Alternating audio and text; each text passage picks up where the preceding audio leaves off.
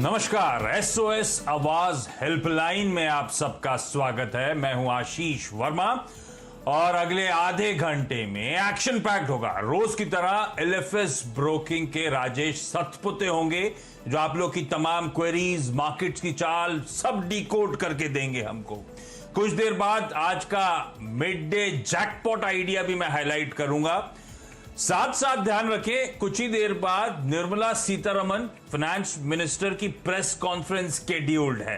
1:15 बजे का समय आया है उस प्रेस कॉन्फ्रेंस के लिए, तो उस प्रेस कॉन्फ्रेंस का बेसब्री से इंतजार रहेगा हमें। हाँ, कुछ देर पहले आप सीएनबीसी आवाज पे एक टीजर देख रहे थे, गुलाबो सिताबो, एक शो हम लोग स्पेशल करने वाले थे 12:30 बजे, पर उसका करा क्या है, क्योंकि आज एक इंपॉर्टेंट प्रेस कॉन्फ्रेंस शेड्यूल्ड है तो हमने सोचा क्यों प्रेस कॉन्फ्रेंस भी इंपॉर्टेंट है, वित्त मंत्री साहिबा बोल रही हैं, तो शो को आगे मूव कर दिया हमने 1:30 बजे। तो आज 1:30 बजे न्यू योर कंपनी की जगह गुलाबो सिताबो स्पेशल आप लोग के लिए होगा। फिलहाल हम लोग आज एसओएस आवाज हेल्पलाइन इस समय कर रहे हैं और प्रेस कॉन्फ्रेंस का इंतजार करेंगे। तो सबसे पहले इस वक्त की सुर्खियां आप लोग की स्क्रीन पर आएंगी, उसके साथ शुरुआत। सुप्रीम कोर्ट ने बैंकों को दी राहत, कहा मोरेटोरियम पीरियड में कर्ज पर ब्याज माफ करने के पक्ष में नहीं। 3 दिन में आरबीआई को फैसला लेने को कहा। फैसले के बाद बैंक शेयरों में निचले स्तरों से रिकवरी। गैप डाउन ओपनिंग के बाद बाजार में निचले स्तरों से रिकवरी। निफ्टी नीचे से 150 तो निफ्टी बैंक में करीब 550 अंकों का सुधार। कि मैंने इंटरेस्ट नहीं देना है तो होगी कहानी, ऐसे नहीं काम होता। हर आदमी अपना अपना रिस्क लेता है इसको तो सोचिए भी मत कि इसके बाद कोई जस्टिफाई कर पाएगा हमारे इंडिया की पॉलिसीज को। ऐसे नहीं चल सकते। मोरेटोरियम पर ब्याज माफी हुई तो बैंकिंग सेक्टर पर पड़ेगी बड़ी मार। दिग्गज निवेशक समीर अरोड़ा ने हमसे एक्सक्लूसिव बातचीत में इंश्योरेंस, टेक और फार्मा कंपनियों में निवेश की दी सलाह, कहा रिलायंस भी है पसंद।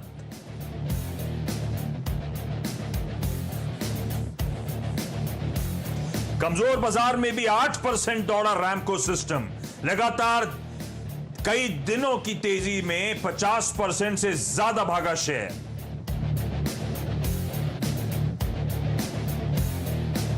और चौथी तिमाही में 25% घट सकता है आयशर मोटर्स का मुनाफा। वहीं महिंद्रा एंड महिंद्रा के मुनाफे में 60% की कमी संभव। आज तिमाही नतीजे पेश करेंगी दोनों कंपनियां। हिंडाल्को के रिजल्ट्स का भी रहेगा बाजार को इंतजार।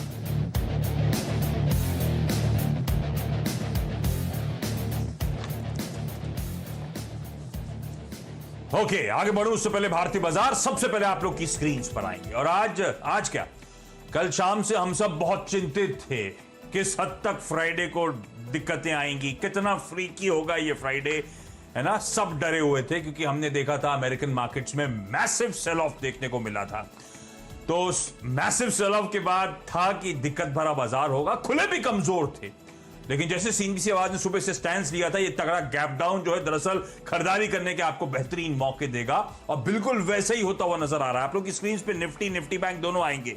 निफ्टी के आज दिन के लोज क्या थे, 95.44, आसानी के लिए 95.50 पकड़ लीजिए। और इस समय निफ्टी कहां ट्रेड कर रहा है, 9700 के ऊपर 9720 9730 के लेवल्स पर इस समय कामकाज होता हुआ। तो लोअर लेवल से 200 पॉइंट से ज्यादा निफ्टी में आपको रिकवरी देखने को मिल रही है। और अब महज 1.25% का दबाव, जो एक समय 3-3.5% की कमजोरी थी, अब महज 1.25% के दबाव के साथ भारतीय बाजारों में इस समय कामकाज होता हुआ। Nifty bank massive gap down हुआ था, 19,526 आज दिन के लोज थे और वहां से अब 300-400 पॉइंट की रिकवरी निफ्टी बैंक में भी आपको नजर आएगी। हालांकि निफ्टी बैंक से ज्यादा रिमार्केबल रिकवरी निफ्टी 50 की इस समय आपको आपकी स्क्रीन पर नजर आएगी। निफ्टी बैंक अभी भी कहने के लिए वीक, 3% के आसपास का दबाव, लेकिन आज के सेशन की हाईलाइट वो मैसिव गैप डाउन और उसके बाद दिन के दौरान रिकवरी जो आती हुई। अब उसके लिए समझें, कल अमेरिकन मार्केट्स में 1860 पॉइंट डाउ दबाव के साथ कामकाज कर रहा था, 6-7% की कमजोरी थी। और इस समय डाउ फ्यूचर्स कल के मैसिव सेल ऑफ के बाद दिखा रहा है कि कुछ सैनिटी, कुछ स्टेबिलिटी लौटेगी अमेरिकन मार्केट्स में। 150 पॉइंट इस समय डाउ फ्यूचर्स मजबूती के साथ कामकाज करता हुआ। तो एक इशू वो है। दूसरा, आज थोड़ी सी नर्वसनेस थी, वो जो मोरेटोरियम वाली सुप्रीम कोर्ट में हियरिंग होनी थी, उसको लेकर नर्वसनेस क्रीप इन हो रही थी, क्योंकि लास्ट टाइम जब सुप्रीम कोर्ट के कुछ स्टेटमेंट सामने आए थे तो बाजार में खासा सेल ऑफ देखने को मिला था। लेकिन इंटरेस्ट वेवर केस में उतना बुरी स्थिति अब नहीं नजर आ रही है। मोराटोरियम पर ब्याज पर सुप्रीम कोर्ट ने निर्देश दिए कि वित्त मंत्रालय और रिजर्व बैंक ऑफ इंडिया 3 दिन के अंदर बैठक कर डिसाइड करें क्या ब्याज पर लगने वाले ब्याज से राहत दी जा सकती है, यह कहा जा रहा है। अब तो पहले तो लग रहा था पूरा ऑल टुगेदर ब्याज स्क्रैप करने का मूड है। सुप्रीम कोर्ट स्पेसिफिकली कह रहा है कि हम ब्याज माफ करने के पक्ष में नहीं है, वो एक रिलीफ के तौर पे था। ध्यान रखें, जो एडवर्स जजमेंट का डर बन गया था उससे काफी हद तक अब तस्वीर बदलती हुई नजर आ रही है। 17 जून, आज 12 हो गई, 17 जून मतलब अगले वेडनेसडे को केस की फिर से सुनवाई होती हुई नजर आएगी। ठीक है, तो ये डेवलपमेंट मार्केट में मैं स्टॉक स्पेसिफिक एक्शन पर मैप करूंगा आपके लिए।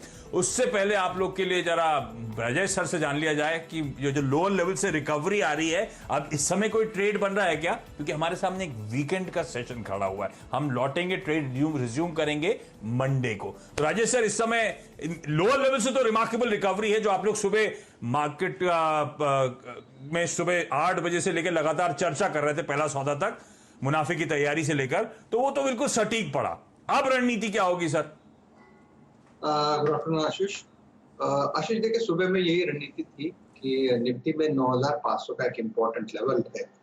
9,500 एक चैनल सपोर्ट है, यानी ये जो निफ्टी अभी तक चला है लोअर लेवल से 7,500 से लेके 10,350 तक का, तो ये पूरा चैनल है। तो ये ट्रेंड लाइन के हिसाब से चल रहा है। तो जो 9,500 ये एक अलमाइटी सपोर्ट है।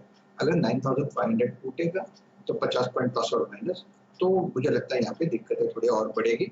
अगर आज के हिसाब से सोचे आशीष, तो मेरे हिसाब से आज का जो सेल ऑफ था, जो सुबह का जो पैनिक था, that panic seems over to me, but at the same time जो पुल बैक था, वो पुल बैक के बाद फिर से निफ्टी में यहाँ से 100-150 पॉइंट का फिर से एक करेक्टिव डिप आ सकता है। तो मेरे हिसाब, लेकिन आज के लिए जितना होना था वो आज के लिए फैक्टर नहीं। ओके, ये हो गई स्थिति निफ्टी बैंक की। स्टॉक स्पेसिफिक एक्शन आगे मैप करूंगा, लेकिन पहले डायरेक्टर साहब जरा स्ट्रिंग प्ले आउट करें, आज का मिड डे जैकपॉट हाईलाइट कर दिया जाए।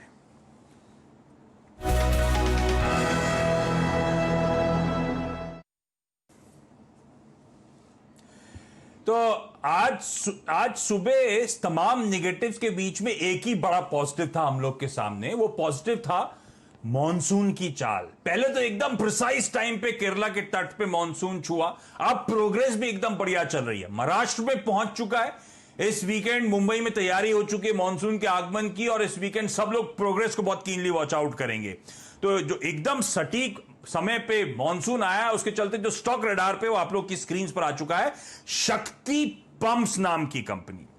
इस स्टॉक के साल के हाईस थे 440 के, वहां से 60% नीचे ये स्टॉक कामकाज कर रहा है। इनफैक्ट इस स्टॉक ने 700 750 तक के लेवल्स देखे हुए हैं, और वहां से तो मैसिव 3/4 वैल्यू इरोड हो गई थी इस स्टॉक की। अब प्रमोटर्स का इस कंपनी में 49% से ज्यादा का स्टेक है। और एक बात ध्यान रखें, क्वार्टर ऑन क्वार्टर ये उन कंपनीज में है जहां पे प्रमोटर्स अपना माल, अपना स्टेक बढ़ा रहे हैं कंपनी पर। सितंबर में 48.3% था, वहां से बड़ा प्रमोटर का स्टेक। दिसंबर में 48.8, मार्च में 49.14। हर क्वार्टर में प्रमोटर्स माल खरीद रहे हैं खुले बाजार से और अपना स्टेक बना रहे हैं। तो पहला कॉन्फिडेंस वहां से आता है, मॉनसून की थीम के लिए इसलिए स्टॉक को चुना। अब ये कंपनी क्या है, 1982 में जब कामकाज की शुरुआत करी थी तो पीतमपुर नाम की जगह इंदौर के पास एक छोटा स्मॉल स्केल यूनिट था, और आज एक रेप्यूटेबल ग्लोबल ब्रांड बन के उभर गई है कंपनी। वाटर बेस्ड सॉल्यूशंस देती है 100 से ज्यादा कंट्रीज को दुनिया भर में। ग्लोबल, एक इंडियन ओरिजिन की कंपनी, छोटी कंपनी जिसका एक ग्लोबल प्रेजेंस है। ये company solar pump, submersible pumps, ये सब मैन्युफैक्चर करने का काम करती है। तो पंप, जो शक्ति पंप्स नाम है, पंप्स बनाने का काम है। 5 लाख एनुअल पंप मैन्युफैक्चरिंग की कैपेसिटी है इस कंपनी की। 1200 से ज्यादा प्रोडक्ट वेरिएंट्स हैं, 350 से ज्यादा ऑथराइज सर्विस सेंटर्स हैं, और ever growing list of clientele है इंस्टीट्यूशनल साइड में। तो Indian railways, Eicher Motors, Tatas, Mahindra, BHEL, GSPL, GVK, Mumbai municipal corporation BMC, अरे तमाम नाम है जो इस कंपनी की क्लाइंट लिस्ट में आप धीरे धीरे करके शुमार होते हुए नजर आएंगे। और इस कंपनी के लिए सबसे इंटरेस्टिंग बात, दुनिया का पहला सोलर पावर डिजिटल एनर्जी जो पंप इसने खड़ा करा था, सोलर एनर्जी से वो पंप चलते हैं और उसका डिमांड ट्रैक्शन और यूनिकनेस है उस धंधे की। ओवर द इयर्स जो फाइनेंशियल से रेवेन्यूज और प्रॉफिटेबिलिटी के एबिटा के वो आप लोग की स्क्रीन पर आएंगे, देखिए किस तरह का ट्रैक्शन है। FY19 में 550 करोड़ रुपए के रेवेन्यूज, FY19 में 93 करोड़ रुपीस का एबिटा, और इस कंपनी का इस मैसिव वैल्यू इरोजन के बाद मार्केट कैप जो गिरा था 300 करोड़ का महज मार्केट कैप है। तो इसीलिए इस तरह की कंपनी जो अब लोअर लेवल से अच्छा मोमेंटम दिखाना शुरू कर रही है, इनको आप रिडाप रखिएगा। सतपुत्र सर, बहुत बीटन डाउन स्टॉक्स हैं अगर आप लंबी अवधि का चार्ट खोलेंगे तो किस तरह का मोबिलाइजेशन, किस तरह की पोजीशनिंग नजर आती है और स्टॉक पे कॉल क्या होगा? देखिए बायस तो पॉजिटिव है। इनफैक्ट आशीष आपके बात करते करते ये 170 वाला 188 तक चला गया था। मुझे लगा था कि 10% का जो सर्किट है आज इसका 191 का वो लगा ही देगा। तो 188 से अभी 191 यानी 3 रुपए के ऊपर में और एक जगह थी एट अ लेवल ऑफ 183, वहां ऊपर से थोड़ा हल्का हुआ है। देखिए इसका ट्रेड सेटअप के बारे में थोड़ा सा मैं यहाँ पे जानकारी दूंगा। ट्रेड सेटअप बहुत ज्यादा अच्छा है क्योंकि यहाँ पे देखिए 20 डे में 50 डे में का जो सपोर्ट था उसको रिस्पेक्ट देने के बाद इसने कल 100 डीएमए टेस्ट करके यहाँ पे पॉज लिया। आज इसने 100 डीएमए को पार किया विद राइज इन वॉल्यूम। तो इसका जो नेक्स्ट टारगेट होगा, देखिए एज ए ट्रेडर 191 इसका 10% का सर्किट है जो मुझे लगता है लगेगा। But at the same time अगर आप इसे थोड़ा वक्त है तो मुझे लगता है करीबन आशीष 220 से 230 इस ट्रेजेक्टरी में जाएगा। और मैंने देखा है आप जो भी कॉल देते हैं तो प्रोबेबली पॉज होता है, लेकिन पॉज के बाद वो कभी किसी के हाथ में नहीं आता। बहुत से नेशनल पेरोक्साइड की बात करें, बहुत सारे काउंटर से मेरे अभी जबान पे है कि जो आपने देने के बाद पॉज है और दूसरे दिन के बाद वो फट जाते हैं। तो मेरे हिसाब से शक्ति pump is one of those counter जो 220-230 के ट्रेजेक्टरी में चला जाएगा। शक्ति पंप्स, अच्छा ये स्टोरी अनफोल्ड होनी चाहिए जब मॉनसून, अच्छा एक बात ध्यान रखिएगा, वेल्स जो है ना अभी भी ड्राई आउट नहीं होते क्योंकि बहुत लंबे अरसे बाद लास्ट टाइम का भी मॉनसून बेहतर था और इस बार समय से पहले आता हुआ रूरल थ्रस्ट है इकोनॉमी में। मुझे लगता है इस तरह की थीम्स प्ले आउट होंगी, तो आप अपने स्पेसिफिक रूरल थीम वाले स्टॉक्स को अडॉप्ट रखिएगा। मॉनसून प्लस रूरल है ना, उन थीम को अडॉप्ट रखिएगा या इसको या कोई और विकल्प भी आप चुन सकते हैं, लेकिन इस थीम को प्ले आउट करेगा बाजार की इस वॉलेटिलिटी के बीच में। ये शायद वो पॉकेट थीम हो सकती है जो आउट परफॉर्म करती हुई इवेंचुअली आपको नजर आएंगी। ठीक है, तो अच्छा स्टॉक स्पेसिफिक एक्शन पे आप फोकस कर रहा हूं और उसमें ये भारती एयरटेल का काउंटर कल सुप्रीम कोर्ट 2 दिनों से बड़ा एक्शन में है ना, तो कल वो जो रूलिंग आई थी उसके बाद हमने देखा भारतीय एयरटेल थोड़ा सा वोलेटाइल हुआ, लोअर लेवल से फाइनली रिकवरी देखने को मिली और अब वापस अपवर्ड नॉर्थवर्ड मूवमेंट कंटिन्यू होता हुआ 1% के आसपास का मूवमेंट इस स्टॉक में देखने को मिल रहा है। तो पहले सतपुत्र सर भारतीय एयरटेल पे कॉल दीजिए, उसके बाद जरा बैंक्स को मैप करेंगे हम लोग। आशीष देखिए कि भारतीय में जो बायस था हम लोग हमेशा पॉजिटिव ही बोलते हैं, लेकिन मुझे लगता है कल जो इसमें प्रेशर हुआ और आज जो गैप डाउन हुआ, देखिए गैप डाउन के बाद रिकवरी ये तो एकदम नेचुरल था वो कि जो जिन्होंने शॉर्ट किया था इन एंटीसिपेशन वो कवर करेंगे, लेकिन स्ट्रक्चरली थोड़ा सा यहाँ पे डैमेज हुआ है। तो जो शॉर्ट टर्म ट्रेंड है वो स्लाइटली निगेटिव है, मीडियम टर्म अभी भी पॉजिटिव है, लॉन्ग टर्म तो और ज्यादा पॉजिटिव है। शॉर्ट टर्म ट्रेंड में मुझे लगता है प्रोबेबली ये 510-500 के लेवल को एक बार के लिए छुएगा जहां पे बाइंग अपॉर्चुनिटी बनेगी। So from current level fresh long ना करे, वेट करे, क्योंकि ये जो पुलबैक है ये 560 के आसपास कहीं ना कहीं अटक जाएगा और 540 का लो टूटने के बाद ये करीबन 510-500 तक एक बार के लिए फिसलेगा जहां पे आपको बाय करना है। ओके, अच्छा इस बीच में देख रहा हूं नीचे शक्ति पंप्स अपने सर्किट के आसपास मूव करता हुआ, मेरे ख्याल से 10% का ही सर्किट फिल्टर है शायद इस स्टॉक में। तो ठीक है, उस स्टॉक को रडार पे रखिएगा। एक काम कर रहा हूं, अब एफएम साहिबा की प्रेस कॉन्फ्रेंस की तैयारी है, 12:43 हो रहा है। एक काम कर लेते हैं, क्विकली एक छोटा सा ब्रेक ले लेते हैं। जितना समय रहेगा एफएम की प्रेस कॉन्फ्रेंस से पहले बैंक स्टॉक्स पे राजेश सर की क्वेरीज, राजेश सर से अपन चेक कर लेंगे और कुछ क्वेरीज भी आ रही हैं आप लोगों की। तो ब्रेक क्विकली, ब्रेक के उस पार एफएम की press conference, reporters on stand by, सारी डिटेल्स डिकोड करने में हमारी मदद करेंगे।